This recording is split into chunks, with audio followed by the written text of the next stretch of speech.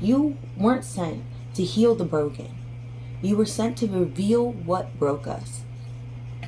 And this is what made me make this video, because I want to tell you a little bit about myself and how the system has affected me. And by doing so, I'm going to explain to you what I've learned about how we are all being broken by this system. Okay.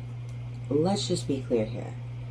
I am not a professional. I don't research professionally economics or politics. I'm somebody who went to the university for social work, so I have a background in system, like an idea of how systems work.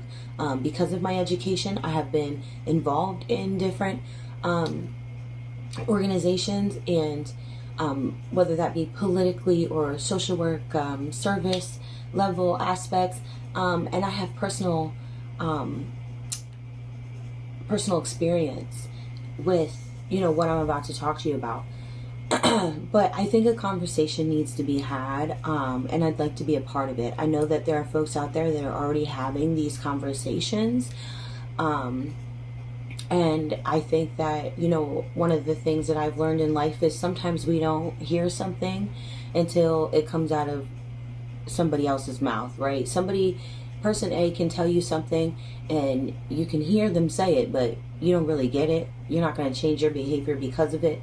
When person B says it though, something about how they said it or something about it clicked with you, and your behavior changes because of what you learned from B, even though you heard it from A. I say all that to say that is why I'm bringing myself to the table.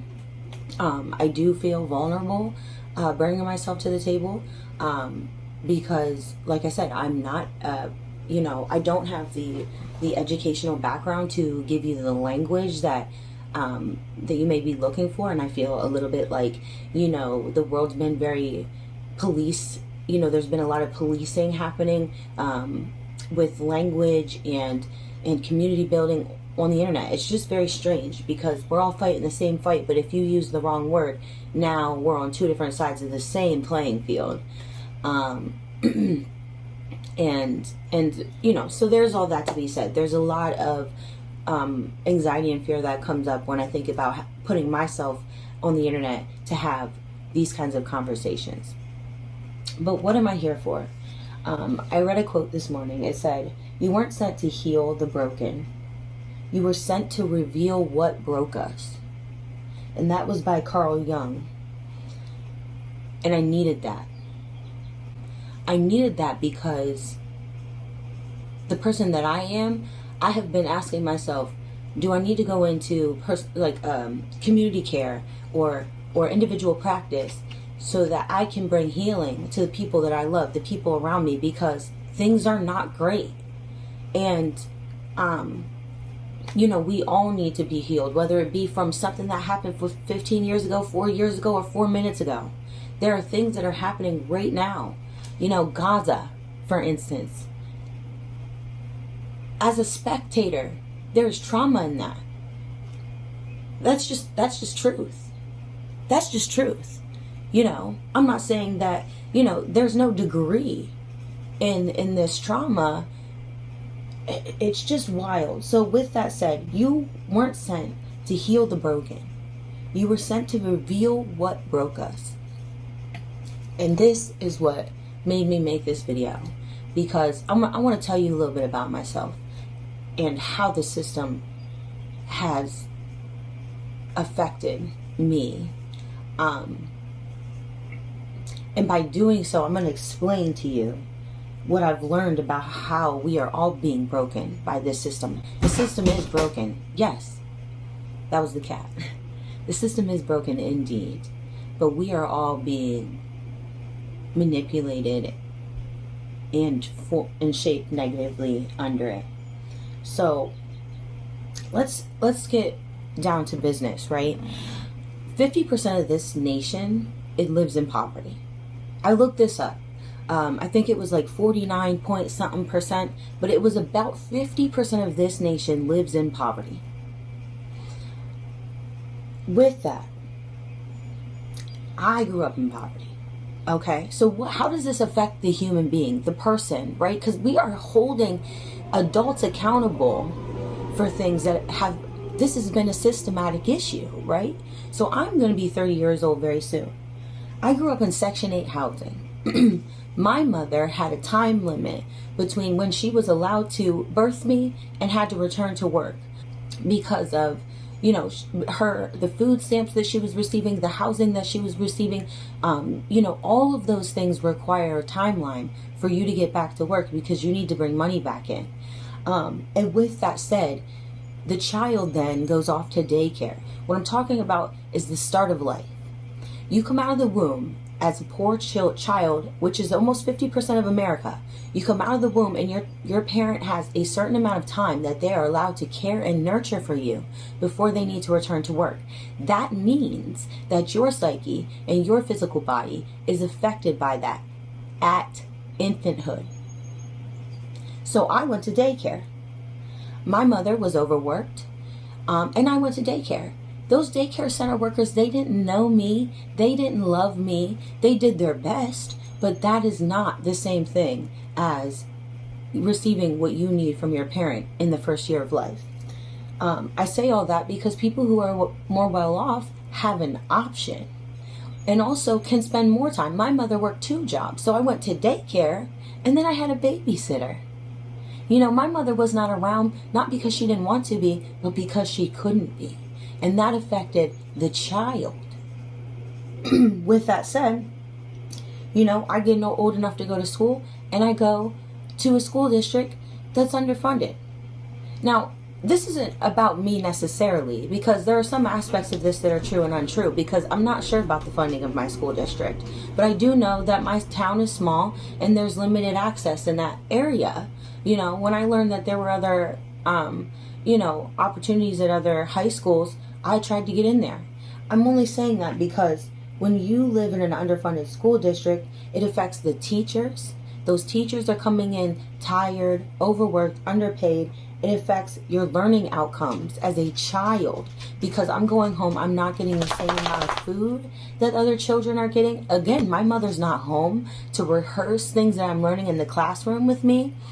I'm going to after school programs and they're doing their best to help me with homework and things. But again, there's that parental nurture that's not happening, which affects the neurological health of a child. All right. So now, you know, you go to high school. And again, like I said, other high schools had other opportunities for students. I tried to get into 2 different schools. I tried to go to a Milton Hershey school, which was a private school, because I thought that would help me get into college. I wanted out. I wanted out of poverty. This is so common for young people, you know, or, you know, I tried to go to another private school in my area and my grades just weren't good enough. Well, when we talk about grades, we're talking about the outcomes of an impoverished child, somebody who's being underfed. Again, their parents not home to help them with homework and rehearse these things with them.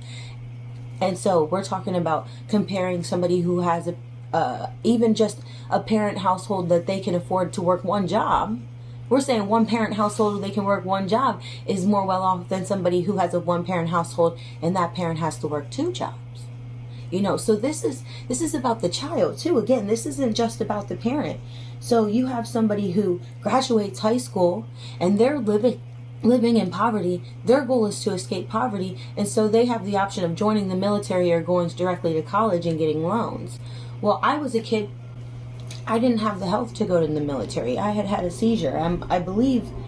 Oh, that's not true. I actually didn't have a seizure until after I went to college. That's not true. But I did choose college. Some people will sit right here and say that I made the wrong choice and that debt is mine to carry.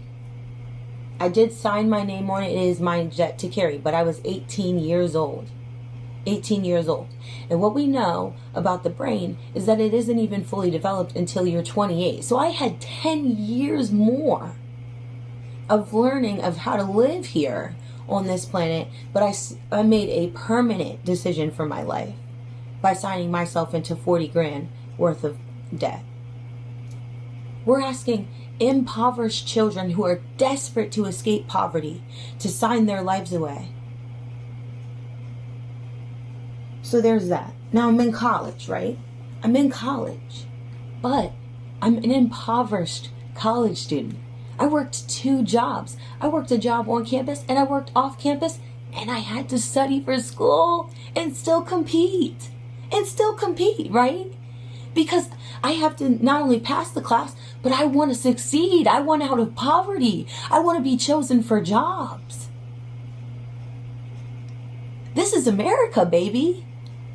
I'm overworked. I'm underpaid. And I'm studying. I don't have enough food. And I'm studying, trying to escape. And I'm not saying this as a story about me. I'm saying this as a story about a good portion of the United States of America. Children are making these decisions out of desperation to escape poverty. And what they're not knowing is they're signing their lives away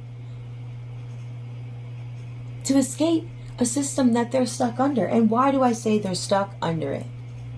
Because again, in college, I couldn't even compete with the child whose parents could afford to pay for their housing, pay for their food.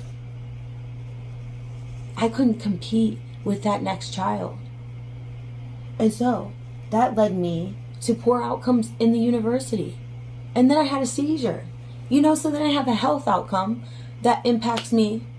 And this is not about me. Again, this is a story about so many impoverished young people. You grew up, you were, fed to the best of your parents' ability. You were housed if you could. Some people weren't even housed, and then you get to school, you try to compete, and your body is not even to the same quality as the next child whose parents could afford to feed them the best, or even mediocre, or even enough. This is a big conversation, and this is still about the 18-year-old who just graduated and is on their way to college, has made a decision to sign their life away for more than, $20,000 in debt. And then, you come out of college and you find out that your degree really did not much for you, unless you went to school for medicine, or recently there was the boom in coding, so you had the people who went for computer software engineering. There are booms, there are places in college where you can make money. But when you're an impoverished child, you're told that college guarantees you out. You're not told that if you go to school for social work or psychology to help the people where you came from, the sick people who are sick because of poverty, you realize that you won't make any money there. So you just went to college to escape poverty, but you're there still. You're in the same breadline as your client. And all that to be said, it just leads to poor health outcomes. It leads to more debt. You have to take some debt out so you can get your tooth taken care of. You have to take some debt out because, God forbid you didn't have health insurance and you had an ambulance ride. Things are wild when it comes to the amount of people who are dealing with this. Half of America is living paycheck to paycheck. You know what I mean? And that's not necessarily half of America living paycheck to paycheck. A significant portion of those people are unemployed because they can't get employed. They don't have a house to shower in. Nobody wants to hire somebody who smells. And if you can't hire somebody who smells, they can't get $10 from you to go to Planet Fitness and shower. This is a cyclical issue. And why did I do all this? Why did I just spend 15 minutes having this conversation? Because this is a societal issue. And this is what we're seeing with this administration. We're seeing this administration stop all the help. And what does that do? What exactly does that do? Well, it benefits the rich in several different ways. The sick people who don't benefit them because they can't work for them, don't benefit them because they're quote unquote, taking from the societal pockets, whether it be, through Medicaid or Medicare. So rich people think, oh, their tax dollars are being spent on these poor sick folks. So what does that benefit? It benefits them because poor sick people die off. That's less money they have to spend out of their pocket, they feel. Less people they have to look at on the side of the road as they're on their way to their cute little job or their cute little coffee shop and their little Tesla. This is an inconvenience. These poor people are an inconvenience for the rich folk. So, let's take them off the health care. When we take them off the health care, they get sick and die. They can't work no more. They end up on the street. We criminalize that. We put them in jail. We have them out here, cutting plastic straws. We don't have to pay somebody else to do that. We give them 5 cents a day. Gluing, putting flip-flops together. I don't know. I don't know, but I know that they're doing the work and I know that they're not getting paid for it. I know that we had prisoners working at McDonald's in the United States. We have people who can't get employed, living on the street, can't get employed, but prisoners definitely will get underpaid and overworked there in that McDonald's. This is a straight pipeline to the prison system. You were born in poverty. If you win the lottery, you might get out. And I don't just mean a scratch off ticket. I mean, if you are super lucky, you might run into the right people who will help you escape. But it is not without help from other people. You cannot on your own escape poverty in the United States of America. Not through grit and hard work will you get out. You will get out through luck, baby, and somebody giving you a chance. And that's that's post-capitalism. That's post-capitalism. We're playing favorites. We're not playing hard work. We're not playing. This is all about who do they want to succeed. And if they want you to succeed, you better say what they want you to say. You better wear what they want you to wear. Because you're also a billboard, babe. You're also a billboard, babe.